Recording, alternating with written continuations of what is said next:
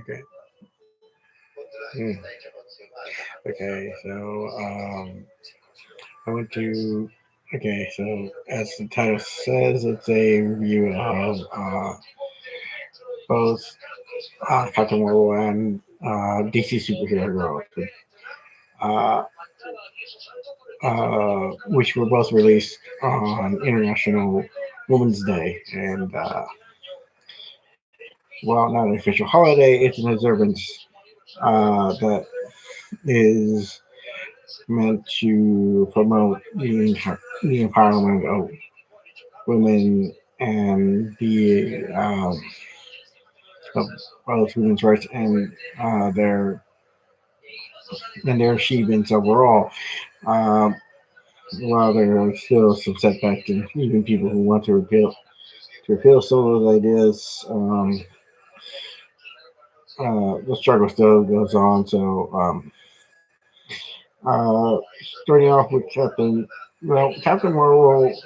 Let's just start off with Captain Marvel is a motion picture, while DC Superhero Girls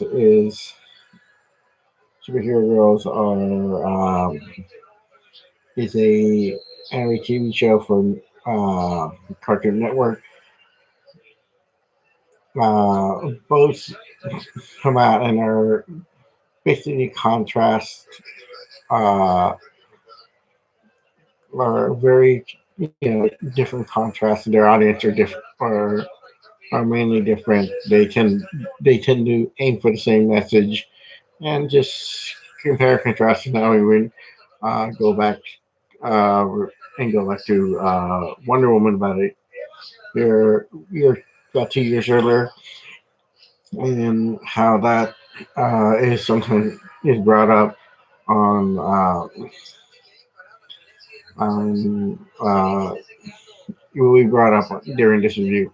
So let's start off with uh, Captain Marvel. Captain Marvel is basically an orange story that is told kind of out of sequence through flashback, and so at the same time as she's unraveling her mystery, she's also unraveling another mystery at the exact same moment that she. Uh, so basically, Carol Danvers, who uh, who at the beginning of the story is only knows herself as Veers, is a member of the Kree Star Force, and operates under the notion that she and her crew uh, are noble warriors fighting for a noble cause. And so, with no real memory of her past, drops only dreams uh, and unreliable dreams at that. Uh, she is uh, she is being trained to be a Sith warrior when she comes on. Uh, she is presented her first mission, and she goes to rescue a a spy, but it turns out to be a trap, and the supposed bad guys are are infiltrating her memories to try to find specific information that the what's it? I forgot. The bad guy. Hmm. Yeah, the scrolls. Sorry, my brain.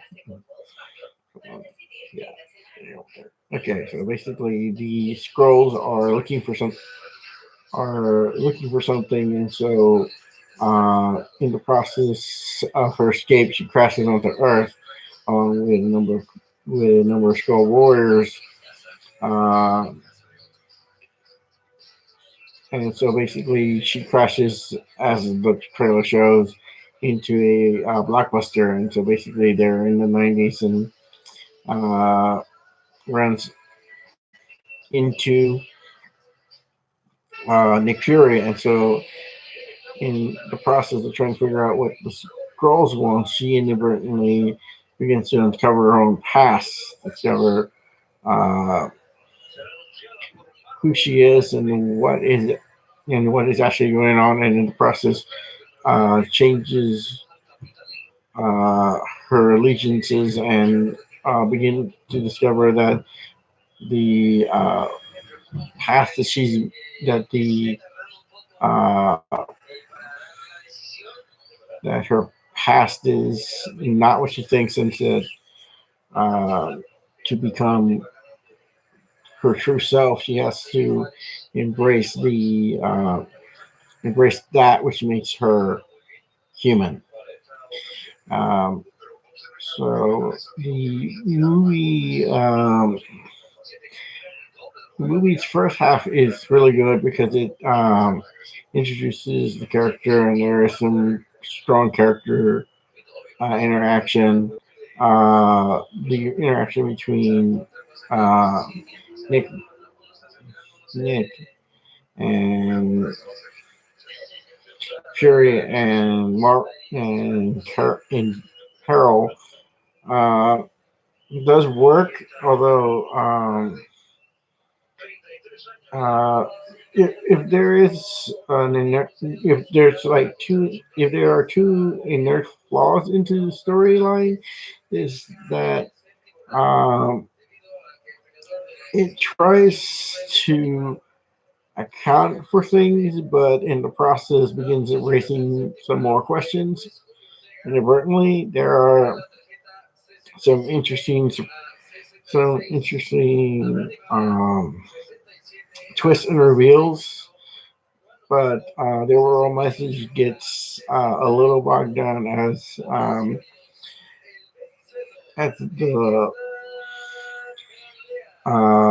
message of empowerment is kind of in the head slightly too much to the point where it becomes uh, a little too preachy for some people, but it is a good film. Uh, it is a good.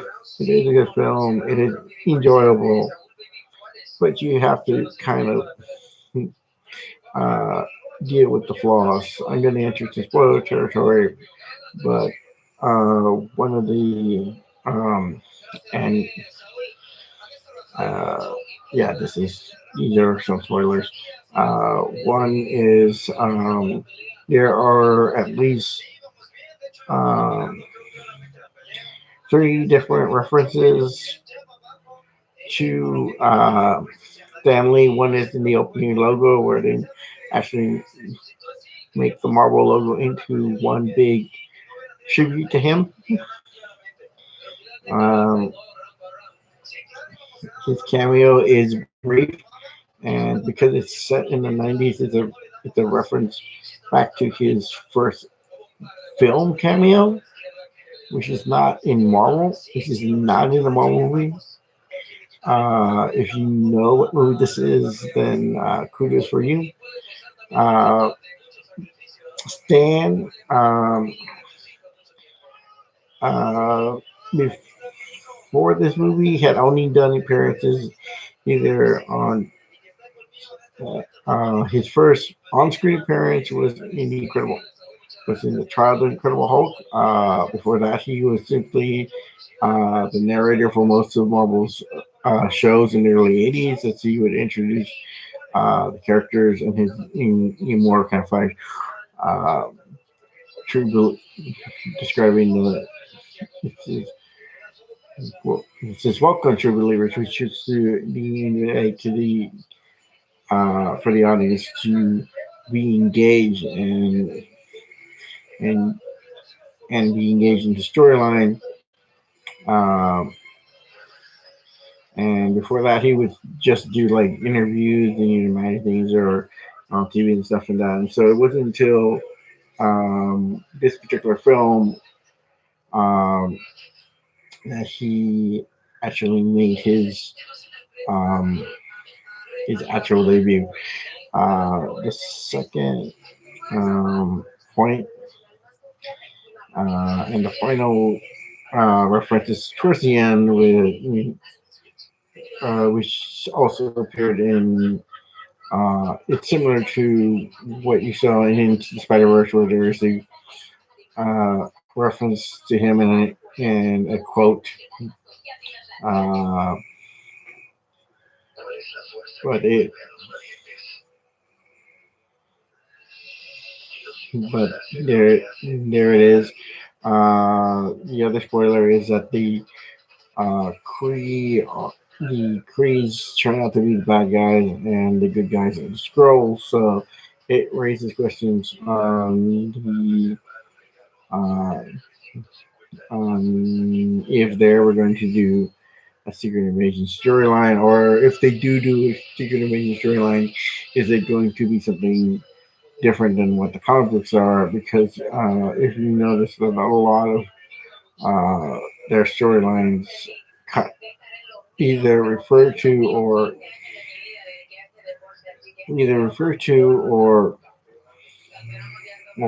going, but never directly copy of the original comic line that inspired it. Often they do take their own takes and liberties, often because either time has passed since the original concept, or like the fact that Thanos is driven more by a logical fallacy than by blind love. Um, and Tony Stark um, doesn't go out full alcoholic, but it's alluded to, and it's more him overcoming his need to, to try to control everything and have make sense of the universe himself, and learning to rely on others. That is kind of his strongest arc. Um, so in this case, it's more her trying to tap into the power that she was given, and the twist being that um, the he gets his powers from the Tesseract, much like the Mind Stone had given um, to both Scarlet Witch and Street, uh, and Steve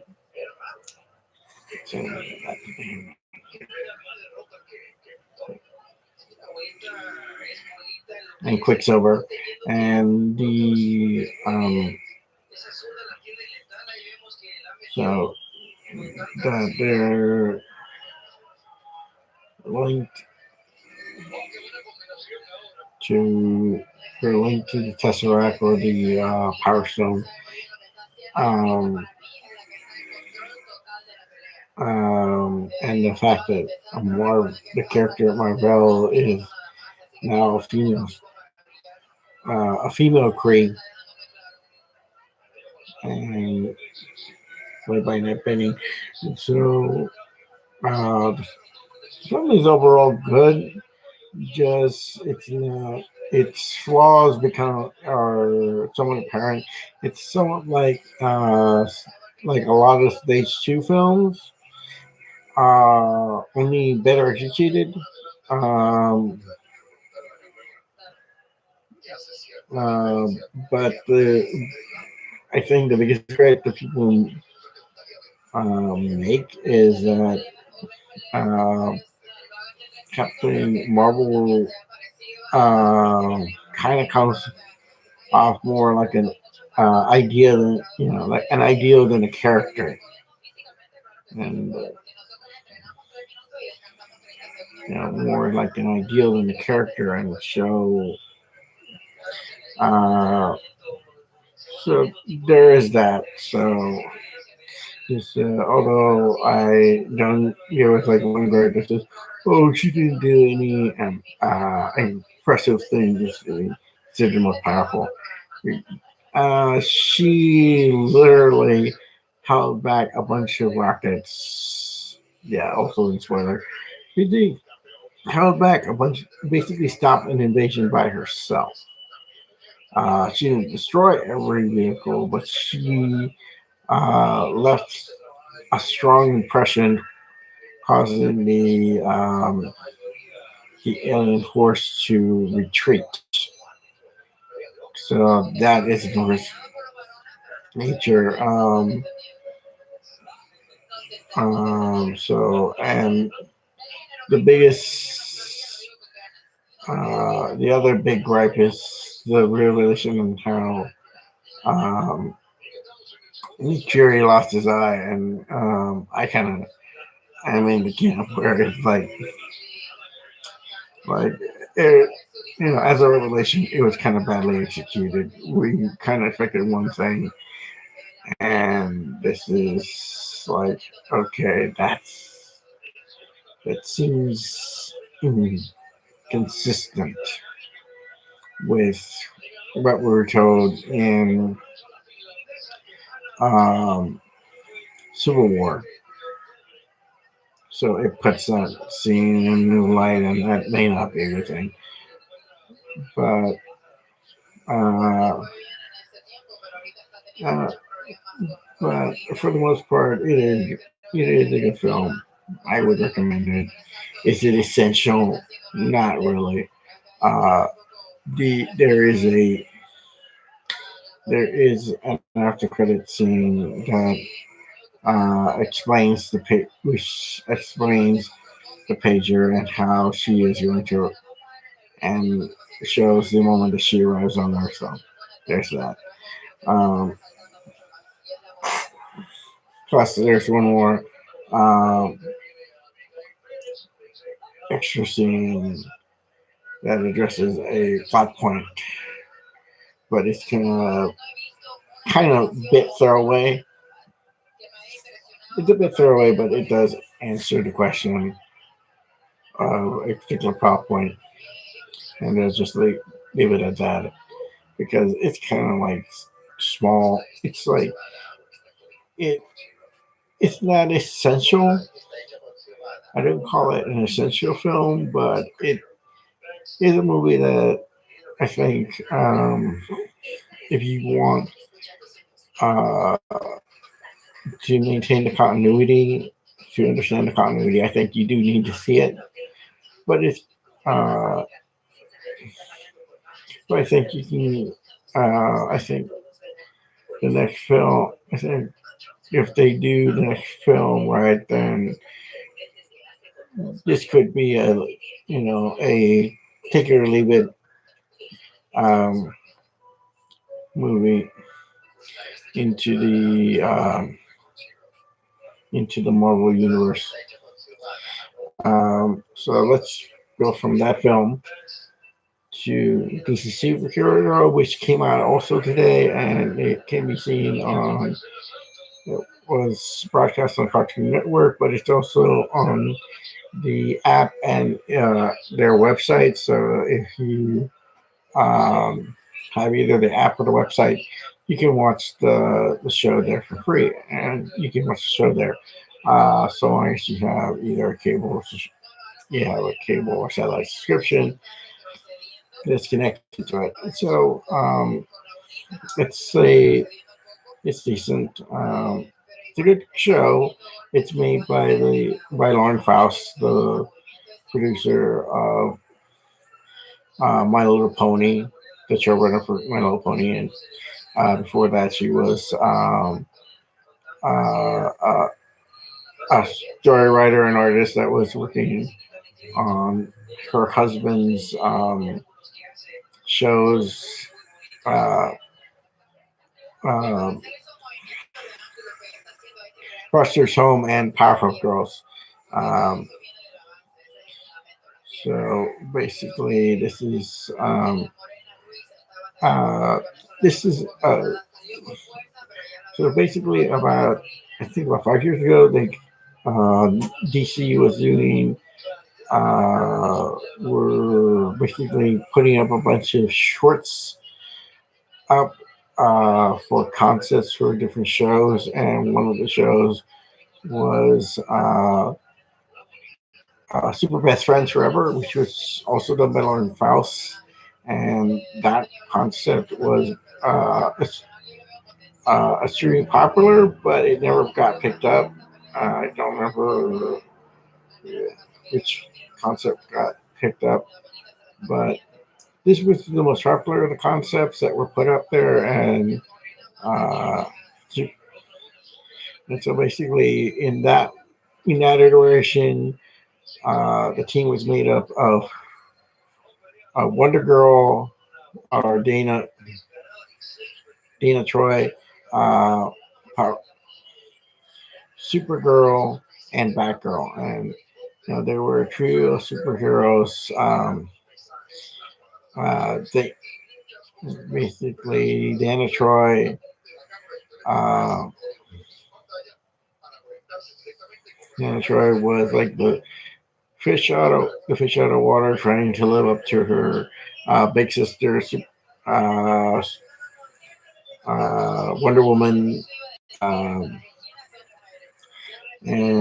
the unofficial team leader, and then who was kind of fish out of water, who didn't understand uh, like youth acronyms and stuff like that, because um, the problem with trying to write teenagers is that teenage culture is constantly changing. So what was true in the '80s isn't true now, in the '80s, '90s, and because it's constantly changing.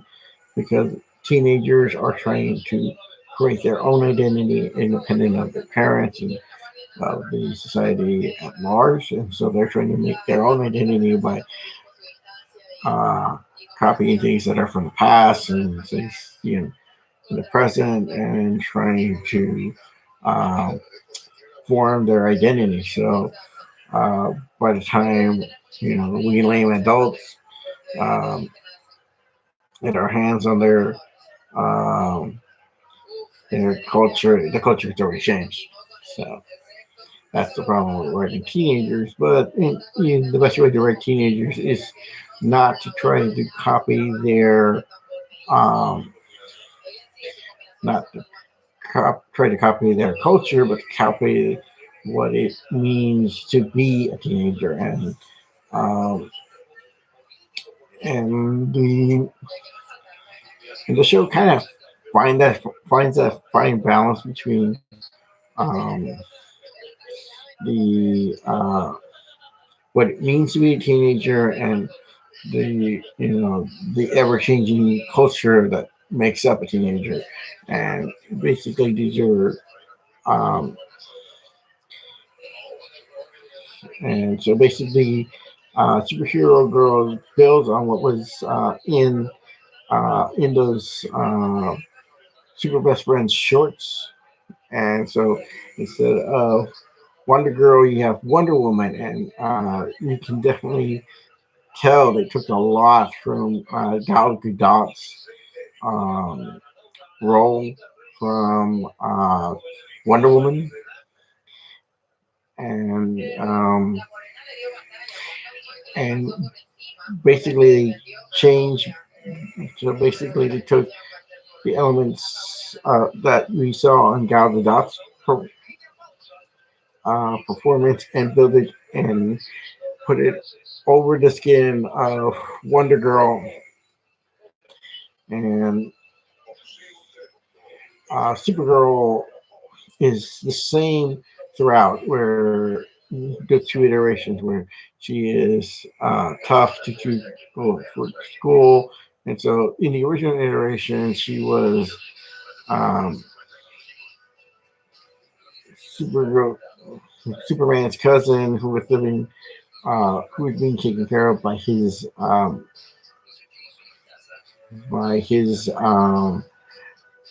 parents who were kind of raising her in Smallville, and so basically this is a continuation from from the super the Batman Superman Justice League continuation continuum. Uh, so basically, the character remains the same, although she's uh, a little less hippie.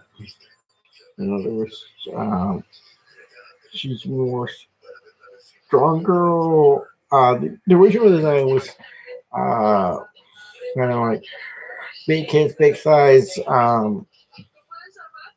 big big muscles, small boobs, and that kind of survives, but not in the same way. That she's muscular, but not as thick as she was in the. Um, she's not as thick as she was in the original Super Best Friends Forever, and now she is more to the more classical iteration where she is being raised by the Danvers, more consistent with the TV show uh, Supergirl. And so in this case, she is the rebel rocker being raised by hippies archetype. Because if you know anything about um, punk punk culture actually grew out of in response to the hippie culture, which you would think could be connected, but they are more connected than you realize. Mainly that punk culture was a response to the against the hippie culture, but um, as the punks started to, and at least in America, British punks are come from a different, are slightly different, but slightly just are slightly different, but American, but most American punk came from were kind of uh, a kind of indirect offshoot of the hippie movement, and uh, well, initially in opposition, but as they grew up, they kind of started adopting their the hippie mentality. So there is kind of like this balance of angst, but also some semblance of the peace and love, and that these two kind of disparaging ideas of the dark and grungy and neatness and coinciding with the flower and of the flower children, and she kind of embodies that she is rebellious, but she uh, indirectly, whether she's conscious of it or not, embodies that idea as well in herself without realizing it. And so she comes off as tough. She's, and yet she is very caring. And so she is still buff, but she is not as thick. She is somewhat slender, and her haircut went from kind of shoulder length to crop cut, so that she attitude wise, she is actually closer to Power Girl than most iterations of Supergirl, and that body shape wise in both versions, she is a little closer to Power Girl than she is Supergirl. Um, so um, so she is the um, she's she's the rocker stoner thrill seeker of the group, and then you have uh,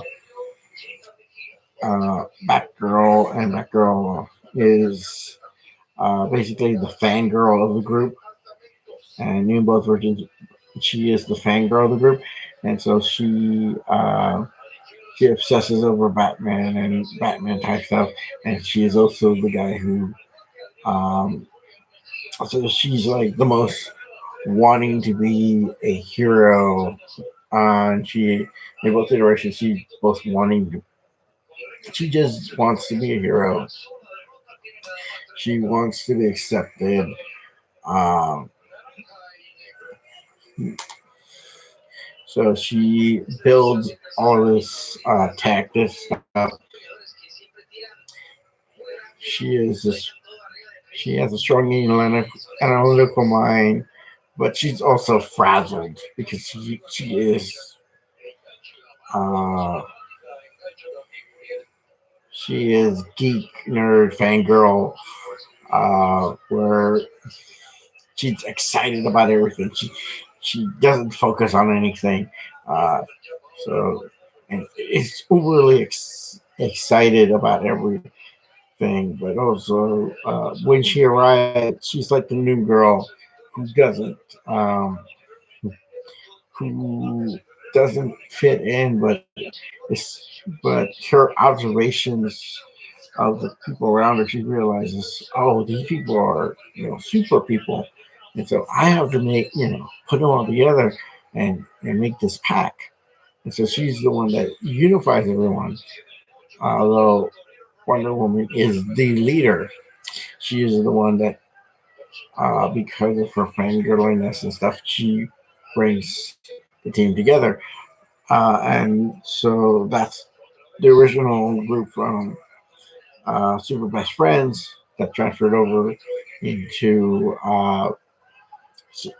into uh, DC Superhero Girls, and DC Superhero Girls has been around for a while, getting through different iterations. There's been uh, different iterations of the last iteration was more kind of more akin to um, um, like Monster High or Equestria Girls or something like that.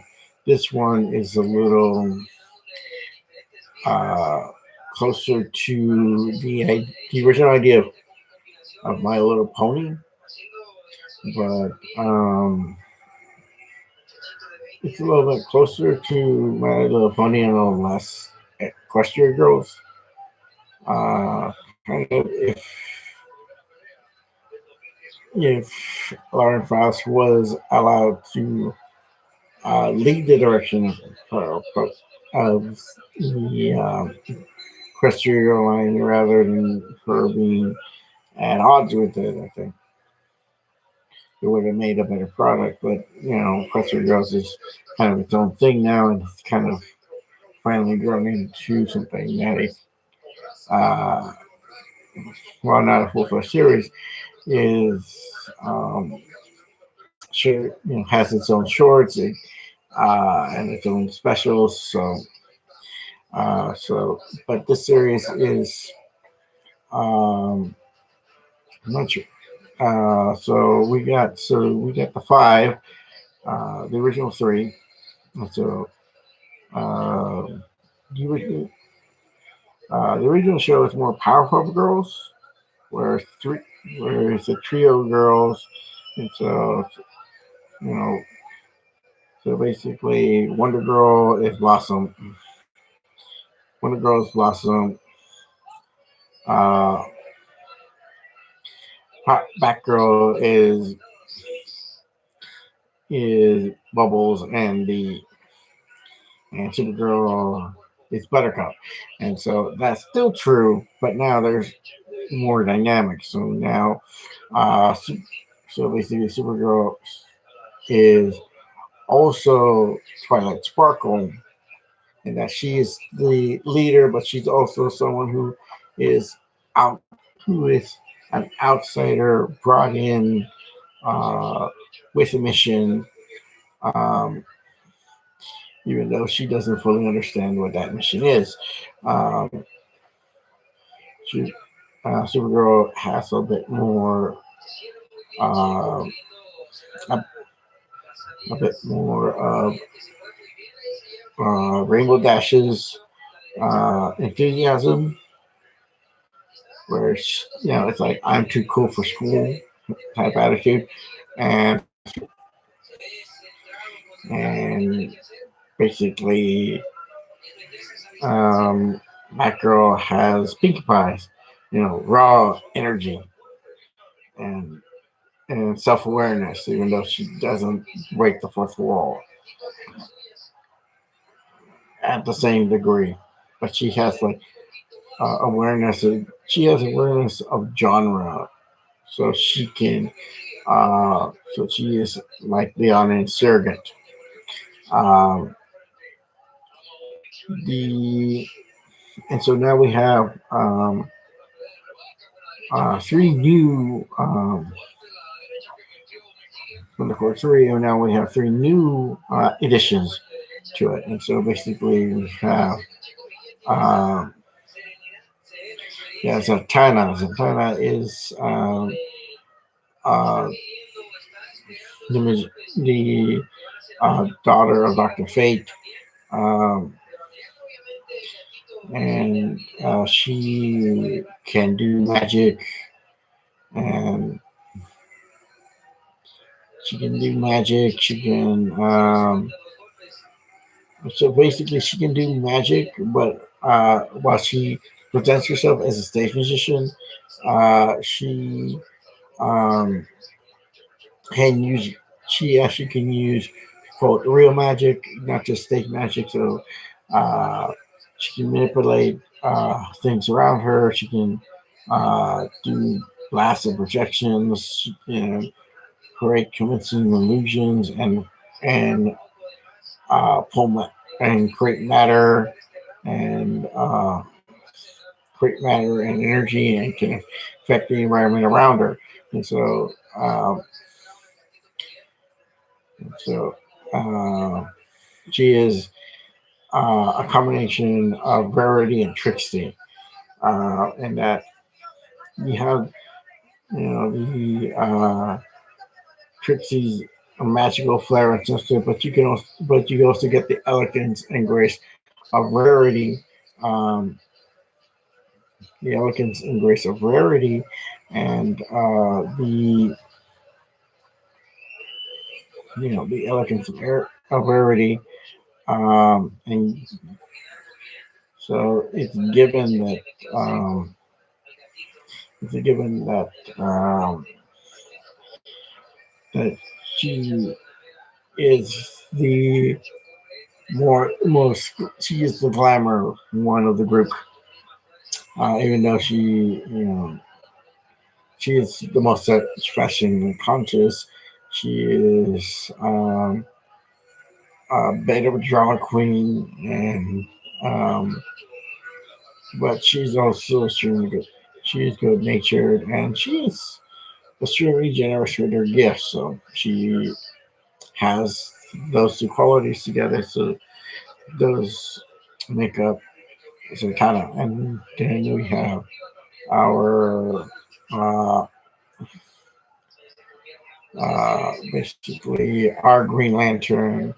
Um, I forget her name, but basically she's Latina, and so she is more of a reluctant hero, and that she's been given powers by the Green has been chosen by the Green Lantern Corps, but she doesn't want her ring because she is a pacifist by nature. She rather not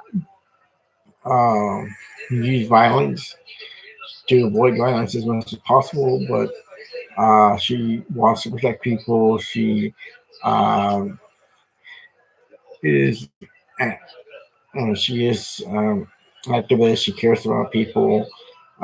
She wants to protect people, and so it's her having to learn to come up with solutions that don't violate her core beliefs of nonviolence, but uh,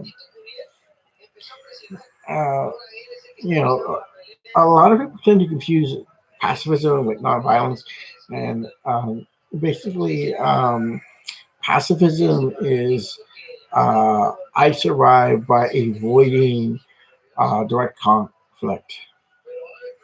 Nonviolence is basically said is I will I will challenge you, but I will not fight you. I will not I will oppose you, but I will not fight you. I will not resort to violence. I will use all tools of my ability to avoid violence and to avoid you from other people being hurt. But um, non, but in the view of nonviolence, the need for violence is a last resort when all else is exhausted. Um, but nonviolence isn't simply take a hit and push it off and be noble. No, it is I will take the same energy that it creates to lead an army, but apply it in a way that uh, apply it in a way that avoids direct confrontation to force you to challenge your moral character and expose the injustice that is being perpetrated. Nonviolence is not pacifism. It is taking um, action without resorting to violence.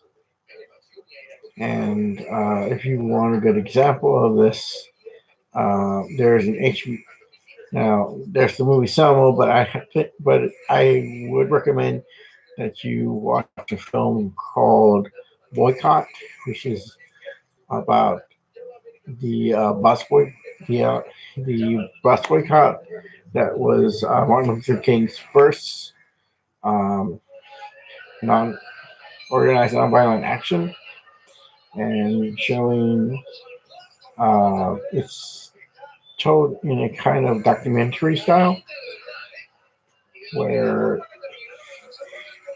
it shows the the pure discipline that it takes to lead a campaign like that, and that when you're leading a campaign like that, it's like leading an army. I suggest you watch that if you want to know more about the nature of nonviolence. It's also a good documentary on that as well, explaining uh, what nonviolence actually is. So basically, she's trying to find that out, and then you have, uh, and she is the Applejack of the group, and that she is extremely loyal, extremely tough person who is kind of the down to earth one as well. Then you have the the Fluttershy of a group, which is Bumblebee. Bumblebee is a shy recluse girl who wants to be uh, contradictorily. It seems like a contradiction, but she invents the technology that is supposed to make her big and strong, and so she does it so that people will notice her. The um, she's not an introvert. She is what I like to call a shy extrovert, in that uh, she suffers from a lot of anxieties, but she wants to stand out at the same time. Uh, Introverts tend to draw, you know, on themselves. which some people see as shyness, but it's just kind of how you generate your energy. Shyness is more a, a lack of confidence or a lack of uh, or being uh, afraid of like making first contact or being embarrassed or by any other means. And so basically, she wants to be big and stand out, and so she makes this machine, and it backfires, and she turns tiny because it's a reflection of her meekness. But she slowly comes to realize that she can find that her what she views as a mistake, what she sees as a mistake, it's actually a strength, and turning a mistake into a strength is part of what it's part of her journey is to her find her strength in her meekness. Uh, and so uh, the basic storyline is that Robert, it's in four parts, it's four episodes, and they're basically um, it's an hour long event. And so basically, so each episode is 15 minutes. And so the first episode is Robert Gordon comes to Metropolis uh, via her father joining Metropolis PD, so she has to. Um, so she's like the new girl in town, and everybody. And so and she's a new girl in town, and so she uh, wants to find her pack, her group, her team. And so when she arrives, she starts noticing that starts noticing her classmates, uh, and that some of them have particular skills or quirks that she realizes, oh, these people are special. So, like when Kara Danvers, yeah, so I guess that's a little like Kara Danvers comes in with her guardians, aka Supergirl. She slams the car so hard that it actually makes the car jump and leaves a big dent. And so she's like, "Okay, that's not normal." And then Lieutenant comes in and is left comes in and she levitates her backpack, and she's like, "Okay, that's unique." And so she goes to so she basically notices everyone else, and so she decides that in the middle of lunch she's going to break out this big food fight. And so basically, uh, so she creates this big food fight between the girls, and eventually gets them all into detention. And so she blurts out her intentions, and that's when Wonder Woman Diana Prince comes in, and she's already been wandering around, and there's like a nice little reference to Wonder Woman as well as she comes in that her fur cloak, when the big dark blue cloak that she was wearing when she uh, before she when she goes into no man's land, uh, goes goes towards no man's land with the big cloak under with her armor suit on. So there's that type back. So she comes in with it, takes it off, and so uh, she ends up recruit. And so basically, so Batgirl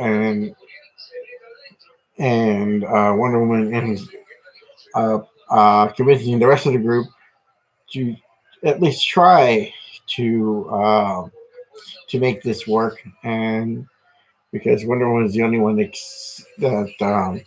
is excited, that shows the same kind of enthusiasm, because everyone else is like either not wanting to do their own thing, or not wanting to be heroes at all.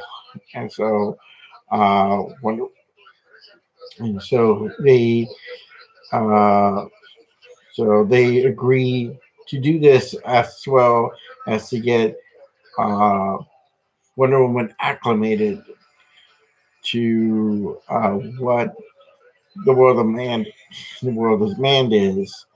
And so that's the first part, and then the second part is where they start inter- where you start to interact, and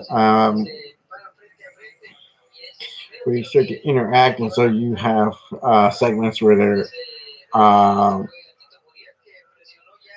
making they're getting acquainted with each other, doing training, but also intermixed with them doing things that get Wonder Woman up to speed to what it means to be a young woman, to be a young woman, a teenage girl in the world of man. And so she learns about fashion. She learns about texting. And she's somewhat overwhelmed by these things, but at the same time, she is trying to get to train her team to uh, in this junkyard um, to be able to use their powers effectively so they can rescue people um, and not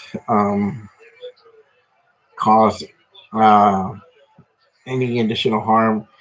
But they all um, the the other team members fail primarily because uh, Supergirl is too reckless. Zatanna is a showboat. Is the showboat. Uh, Green Lantern, our Green Lantern, uh, is is so concerned about avoiding violence that she uh, actually makes matters worse because she's not using her gifts effective enough to make an actual difference. And then you have Bumblebee, whose insecurities um, manifest within her machinery. So she's like glitching, being overwhelmed and telling her fears get the better of her. And then you have uh, Batgirl, and she's being too flighty and not concentrating on what she's supposed to be doing, instead of being distracted by everything that's just kind of there. And so, things don't seem to be going well, but then they start bonding over. He decide, okay, we're not working this out. He says, oh, why don't we go and do something fun and help bond for that? So they go to the pier, and then they go to this place called Sweet Justice. And so uh, when they arrive there, they have they have when they arrive at Sweet Justice, they uh, Wonder Woman tastes sweet, ice cream for the first time, and um, uh, she basically starts coughing down ice cream like nothing.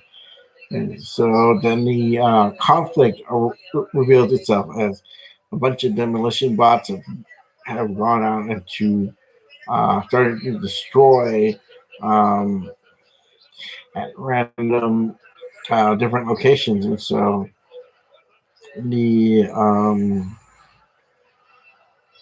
and so pick pick up. So they decide to fight to save their new their their newfound hangout from demolition, but because they're so uncoordinated, they end up doing more damage than good, and so they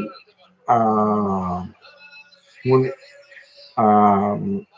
Batgirl finds like one item and says, "Hey, this looks like it was, Lex Luthor." It's like, why would Lex Luthor want to destroy, you know, this place? It's like, well, I don't know. It's like, but she she has like she thinks she knows what's going on, but the storyline um, is going on, and so basically, this is the point where the team falls apart because of all the conflicts, and then uh,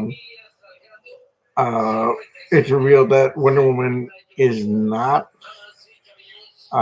there because of the reasons she stated, but that actually ran away from her people. And so Batgirl, rallies the troops again and goes on a mission to rescue Wonder Woman from the Amazons, and it's pretty fucking hilarious how lopsided the battle is, but ultimately it convinces Wonder Woman to stand up for herself and say, this is what I choose to do, and that this is the mission I choose to take on. And so she becomes, so she comes out to her on her own. And so basically, the final part is where the team has come together, and so they take on the big bad now. And so we have all of these robots are going to break down the pier, the place where they had bonded earlier and had formed their friendship. And so they're down and determined to destroy it. And then they discover there's even a bigger robot that they need to fight. And it turns out that it is a Luthor, but not Lex. It's Lena. And so basically, in this version, Lena, in the comic continuity, Lena is his daughter. In the comic continuity,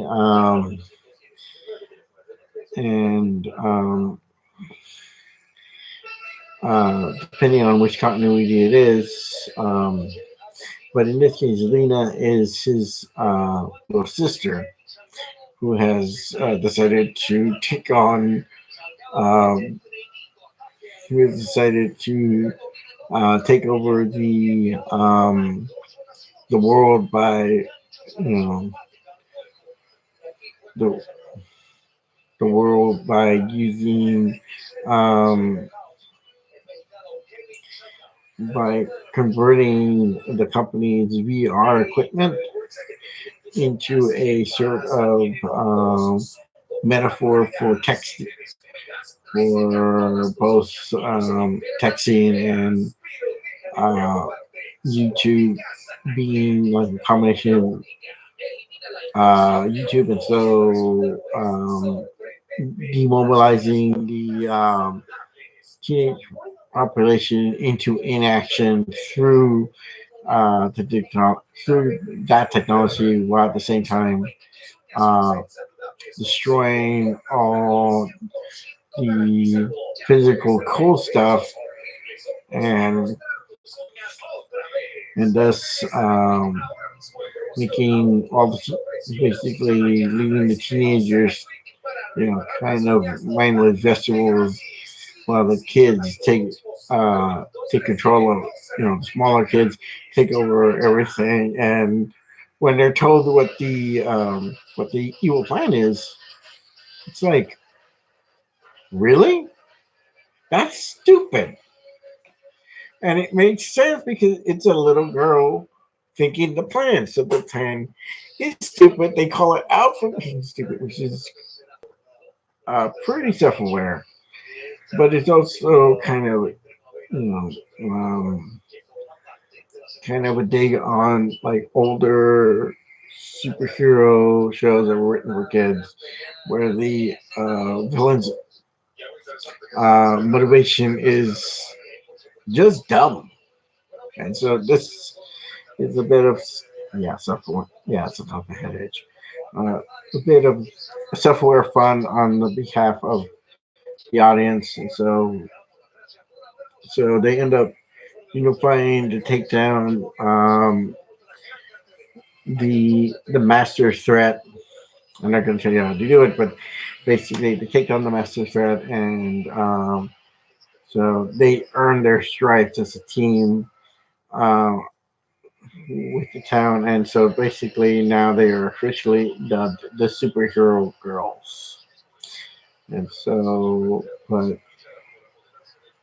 it is clear that Lex Luthor does have his own agenda, and he could prove to be an equally interesting antagonist in the future. Um, the show is overall good. It does, and it pulls its message off way better than actually Captain Marvel does. And so I think a lot of it comes from the fact that still that it pulls from it doesn't take from the continuity. This continuity seems to pull a lot from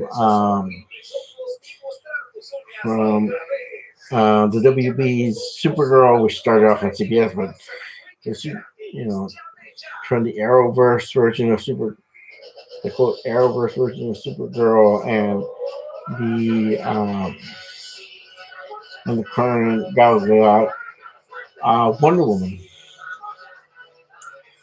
who, if you compare her story and compare it to Captain Marvel's, both message wise um, and overall movie wise, it's a better film than Captain Marvel. Captain Marvel's weaknesses are apparent, while Wonder Woman's weaknesses are also apparent, but because the story is so solid up to near the final boss fight, um, which was weak, but because the overall story was strong, you kind of forgive the ending because the rest of it was so strong. Captain Marvel is starts off strong and then loses kind of steam in the middle and never really recovers. Though it does have some really cool scenes. So um, you know, so the so it's a lot more solid. If I had to say which of these two is a better representation of the ideas of International Women's Day, then I would give it to DC Hero Girls, only because it's more consistent in its messaging. It is directed towards a younger audience, even though it's directed for an audience. There is, it is entertaining. It is solid. It is well, it's very much in keeping with what people expect from Lori Rouse. And, you know, she hits another one out the park. Not everything she does is gold, and not every one of her dreams or ideas, gets off the ground. But when she does something good, it's good. So, congratulations, Lawrence. And as for DC, and as for Captain Marvel, yeah, go see it. It's fun. Uh, it's fun. I don't think it's essential. Uh, viewing, but I will be doing this once again for Captain for Infinity War and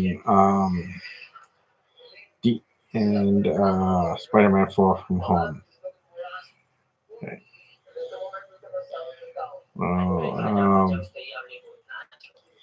Yeah, I'll be going out for now, and hopefully you'll check both of them out. Okay, right.